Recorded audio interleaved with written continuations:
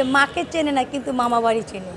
এদের এনসিপির যে নেতারা বা জামাত বিএনপি যে নেতারা এরা বিভিন্নভাবে বলতেছে যে সংবিধান এরা চায় না, কিন্তু সংবিধান ছাড়া কি বাংলাদেশ চলতে পারে?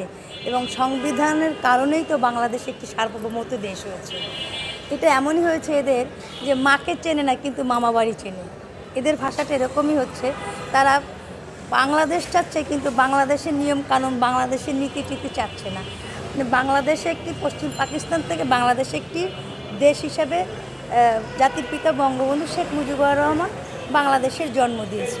অর্থাৎ এইটা একটি সংবিধান অনুযায়ী হয়েছে এবং সংবিধান বহির্ভূত।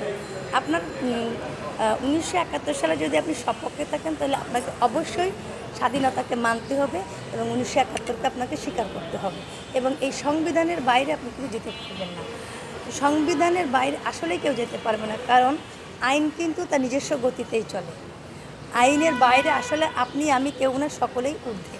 আজকে বাংলাদেশের যে করুণ পরিস্থিতি বা করুণ অবস্থাতে চলতেছে, এই যে জননেত্রী শেখ হাসিনার উন্নয়ন কীভাবে আমরা দেখি, যে আমরা তাকে কল্পনাই করতে পারিনি যে মোটর সাইকেল নিয়ে টান দিয়ে চলে গেছে, গাড়ি টান দিয়ে চলে গেছে। মানে তেল নেওয়াটা একটা ইজি জিনিস ছিল, যেটা এখন মানুষের কাছে আলাউদ্দিনের আশ্চর্যের প্রদীপের মতো মনে হচ্ছে। আর একটা কথার আমি তীব্র নিন্দা জানাই, তাদের মুখে বলে এক কথা, কর্মে করে এক কথা। এই এনসিপি এবং জামাত হচ্ছে একটা মুনাফিক দল। তারা সবসময় বলে দিল্লি না ঢাকা, ঢাকা না দিল্লি। এখন দেখেন এই যে সার্ভিস, মানে সে নাকি বলছে দিল্লির তেল নিবে না, অথচ দেখেন তার বাবা অসুস্থ, দিল্লি পাঠিয়েছে।